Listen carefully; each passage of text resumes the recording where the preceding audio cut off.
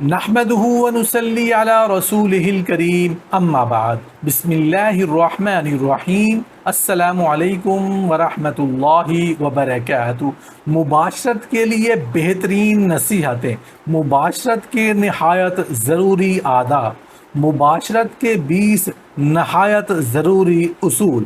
محترم ناظرین، مباشرت صحت کے لیے بہت فائدہ مند ہے، لیکن ہر جگہ نہیں، ہر کسی کے ساتھ نہیں، ہر حالت میں نہیں۔ جیسے کھانا آپ کے جسم کے لیے، آپ کی صحت کے لیے بے انتہا ضروری ہے، لیکن ہر جگہ نہیں، ہر وقت نہیں، ہر حالت میں نہیں۔ کیونکہ مباشرت کیسے کرنی چاہیے، مباشرت کا آغاز کیسے کرنا چاہیے، مباشرت کا اختتام کیسے کرنا چاہیے، مباشرت سے پہلے کیا کھانا چاہیے، مباشرت کے بعد کیا کھانا چاہیے، خوشی کی حالت میں مباشرت کرنے سے کیا ہوتا ہے، تھکاوٹ اور پریشانی کی حالت میں مباشرت کرنے سے کیا ہوتا ہے، مباشرت کا وہ طریقہ کہ میاں بیوی دونوں خوش ہو جائیں۔ حضرت جنید بغدادی رحمۃ اللہ علیہ فرمایا کرتے تھے کہ مجھ کو مباشرت کی حاجت ایسی ہے جیسے غذا کی، کیونکہ بیوی غذا اور دل کی طہارت کا سبب ہے۔ محترم ناظرین، جس دن مباشرت کرنے کا ارادہ ہو، اس دن شوہر کو چاہیے کہ وہ طاقتور غذائیں، گوشت، انڈا اور دودھ وغیرہ استعمال کرے۔ اس دن غسل کر کے خوشبو بھی استعمال کرے، شام کو پیٹ بھر کر کھانا نہ کھائے اور کھانے کے تقریباً 3 گھنٹے بعد مباشرت کرے۔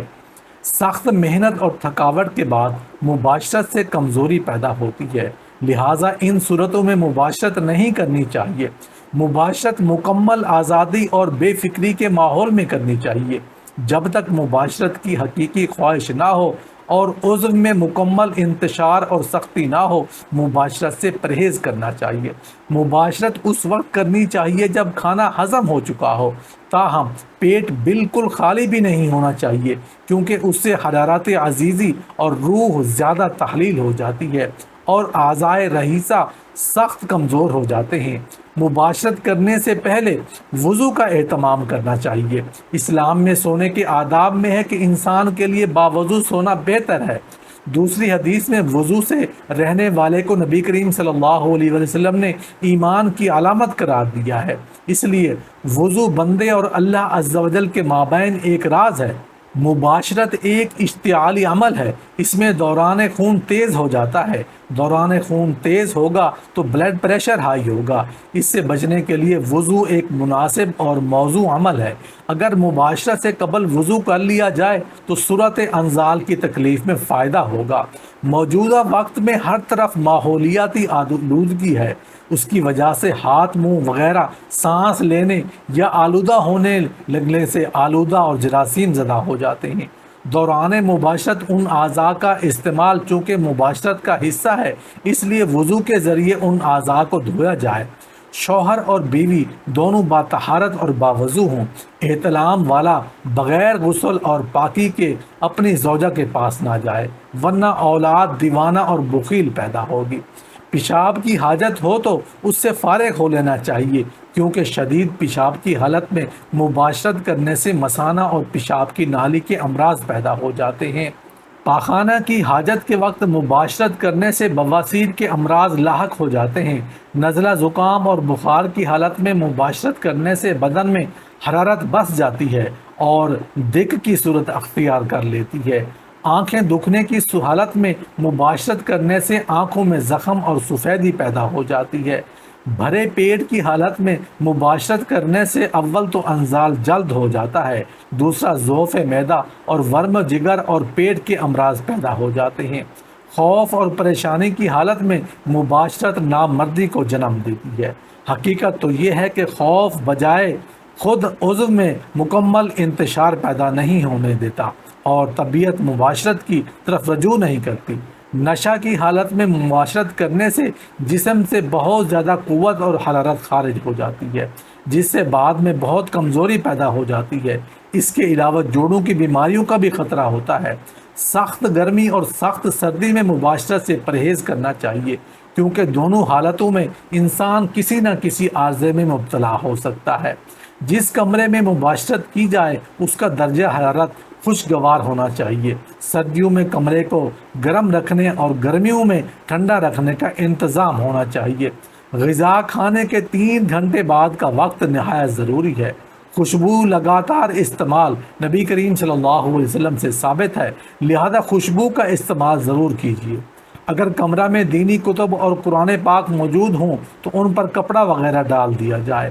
قبلہ رو نہ رہیں، یہ احترام قبلہ کے خلاف ہے، لہٰذا اس کی طرف نہ منہ ہو نہ پشت۔ مباشرت سے قبل اس دعا کو پڑھنا صحیح احادیث سے ثابت ہے۔ بسم اللہ اللہم جنبنا الشیطان وجنبنا الشیطان ما رزقتنا۔ یہ دعا سطر کھولنے سے پہلے پڑھنی چاہیے۔ اگر سطر کھولنے کے بعد یاد آئے تو دل میں پڑھیں، اور دعا دونوں کو پڑھنی چاہیے۔ اس کی برکت سے اولاد نیک بخت ہوگی اور شیطان بھی دور ہوتا ہے۔ مباشرت کے وقت بقدر ضرورت سطر کھولنا چاہیے اور جانوروں کی طرح بالکل ننگا نہیں ہونا چاہیے۔ بالکل برہنہ ہو کر مباشرت کرنے سے اولاد بے حیا پیدا ہوتی ہے۔ نیز یہ بھی ہے کہ بے پردہ ہونے سے ملائکہ باہر نکل جائیں گے اور شیطان آ جائیں گے۔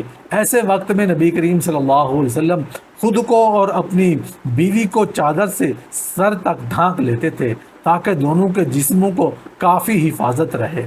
آپ صلی اللہ علیہ وسلم نے دونوں کو گدھوں کی طرح ننگے ہونے سے منع فرمایا ہے۔ حضرت عائشہ رضی اللہ تعالیٰ عنہ فرماتی ہیں، نہ آپ صلی اللہ علیہ وسلم نے کبھی میری سطر کے مقام کو دیکھا، نہ میں نے آپ صلی اللہ علیہ وسلم کے سطر کو دیکھا۔ اس سے طبیعت میں منافرت اور شہوت میں کمی آ جاتی ہے۔ مباشرت کے وقت زیادہ باتیں نہ کی جائیں، ایسا کرنے سے اندیشہ ہے کہ اولاد گنگی پیدا ہو۔ مباشرت مدھم روشنی یا اندھیرے میں ہی مناسب ہے۔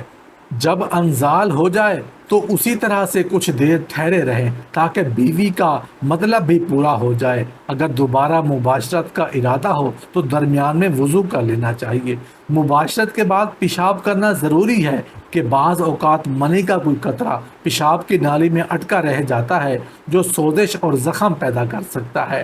مباشرت سے فراغت کے بعد غسل کر کے سونا افضل ہے، لیکن اگر شدید سردی یا غسل کرنے میں کچھ خوف حائل ہو تو فجر سے پہلے اگر دن میں یہ عمل ہو تو اگلی نماز سے پہلے دونوں کو غسل کرنا ضروری ہے۔ مباشرت کے بعد مرغن یا شیریں غذا یا دودھ شہد ملا ہوا کھا لینے سے قوت با کم نہیں ہوتی، مگر پاکی حاصل کرنے کے بعد کھانا ہی بہتر ہے۔ اتباع کی تحقیق ہے کہ مباشرت کے فوراً بعد پانی نہیں پینا چاہیے، ایسا کرنے سے تنفس یعنی کہ دمہ کا مرض پیدا ہو جانے کا اندیشہ ہے۔